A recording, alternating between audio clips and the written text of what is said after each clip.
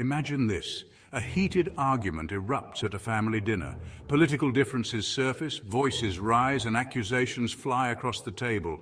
Each side believes they are absolutely right, their convictions fueled by righteous anger. The room crackles with tension, leaving everyone feeling hurt, misunderstood, and further from connection than ever before. This scenario, unfortunately, is not unfamiliar. We've all been there, stuck in the trenches of right and wrong, defending our positions with unwavering certainty. But what if I told you there's another way? What if we could step out of this battlefield of judgment and into a space of true understanding? Rumi, a 13th century Persian poet, once wrote, "Out beyond ideas of wrongdoing and right-doing, there is a field. I'll meet you there." This quote, bursting with wisdom, invites us to explore a space beyond the limitations of our judgments. It beckons us to leave behind the rigid confines of right and wrong and step into a field of unity, a space of empathy and compassion. Our judgments, often deeply ingrained and culturally reinforced, create a battlefield within us and around us. We label, categorize, and compartmentalize, dividing the world into neat boxes of good and bad, acceptable and unacceptable. This binary thinking, while seemingly providing a sense of order and control, often leads to separation, misunderstanding, and conflict. We become trapped in a cycle of defending our viewpoints, failing to see the humanity in those who hold differing perspectives. This internal struggle is mirrored in our external relationships, creating a world fragmented by judgment and discord. This isn't to say we shouldn't have beliefs or values. On the contrary, our values give us direction and purpose. The key, however, lies in holding these beliefs with an open hand, recognizing that our truth is just one perspective in a vast and multifaceted world. When we cling too tightly to our own righteousness, we shut the door to empathy and understanding. We create distance between ourselves and others, making genuine connection nearly impossible. To truly break free from this cycle, we must dare to venture beyond the familiar territory of right and wrong. Stepping outside the binary of right and wrong can feel unsettling at first. We are so conditioned to see the world through this lens, to judge and categorize, that the very idea of letting go can feel like stepping into the unknown. But what if this unknown is the field Rumi speaks of? What if this space, beyond judgment and division, holds the key to a more compassionate and connected way of being? What if, instead of focusing on who's right or wrong, we focused on understanding each other's experiences and perspectives? Imagine approaching disagreements with curiosity rather than judgment. Imagine listening to understand, not to respond. Imagine seeking common ground instead of highlighting differences. This is the landscape of the field. It's a space where vulnerability is not weakness but strength, where authenticity is valued over perfection, and where empathy paves the way for true connection. It's a space where we can lay down our armor, remove our masks, and meet each other with open hearts and open minds.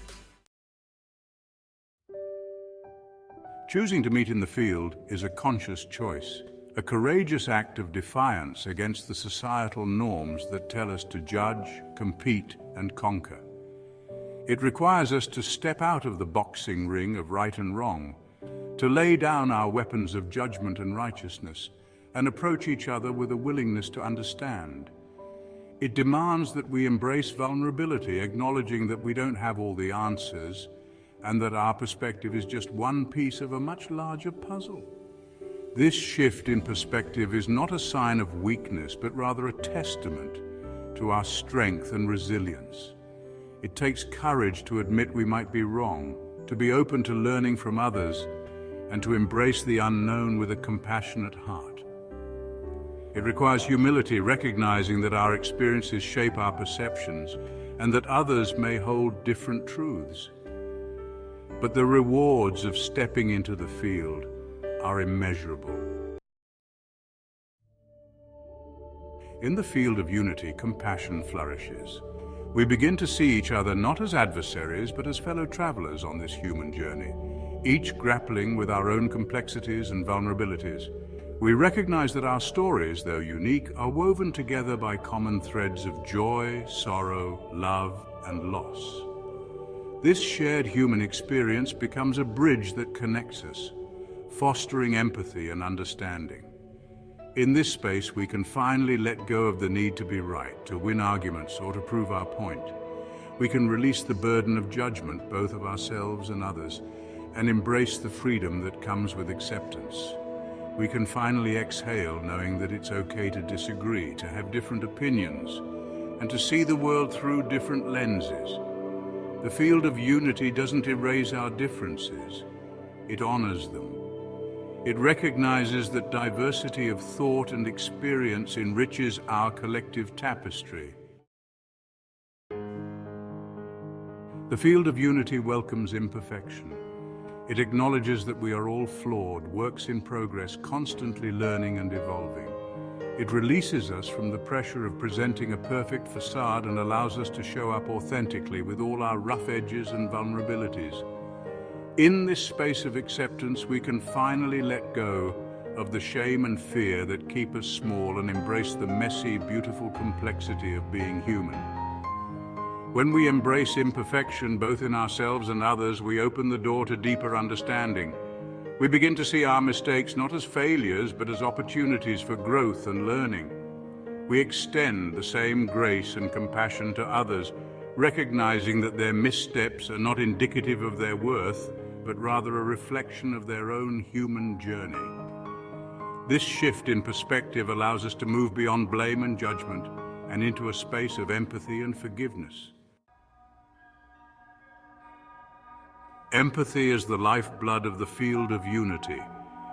It's the ability to step outside of our own experience and imagine the world from another person's perspective, to feel their joys and sorrows as our own. It's the bridge that connects us, reminding us that we are not alone in our struggles, that our shared humanity binds us together. Cultivating empathy requires a willingness to listen deeply, to truly hear and understand the experiences and emotions of others. It demands that we set aside our own biases and judgments and approach each other with curiosity and an open heart. Empathy is not about condoning or agreeing with another person's actions. It's about seeking to understand the why behind their behavior. It's about recognizing that everyone is doing the best they can with the resources and experiences they have. When we cultivate empathy, we create a space for compassion, forgiveness, and ultimately, connection. The transformative power of the field extends far beyond our individual interactions. As we embrace this new way of being, as we choose compassion over judgment and understanding over righteousness, we create a ripple effect that touches every aspect of our lives. Our relationships, both personal and professional, become more authentic and fulfilling. We communicate with greater clarity and empathy, resolving conflicts with grace and understanding. Our communities become more inclusive and welcoming as we embrace diversity of thought and experience. We break down barriers of prejudice and discrimination, recognizing the inherent worth and dignity of every human being. Our world, plagued by division and strife, begins to heal as we choose unity over separation, compassion over judgment, and love over fear. The journey to the field is a deeply personal one. It begins with a willingness to look inward, to examine our own beliefs and judgments, and to challenge the narratives that keep us tethered to the binary of right and wrong. It requires us to confront our own biases, to acknowledge our own capacity for judgment, and to cultivate compassion for ourselves as we navigate the messy terrain of being human. This inner work is essential for creating the fertile ground from which understanding and empathy can blossom. There are many paths that lead to the field, Mindfulness practices such as meditation and yoga can help us become more aware of our thoughts and emotions, allowing us to observe our judgments without judgment.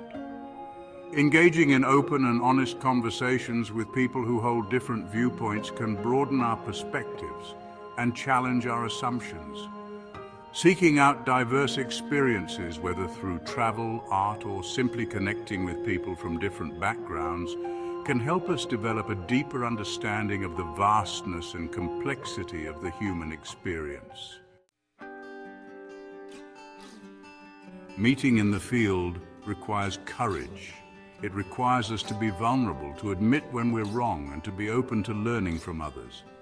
It means letting go of the need to be right and embracing the possibility that we might not have all the answers.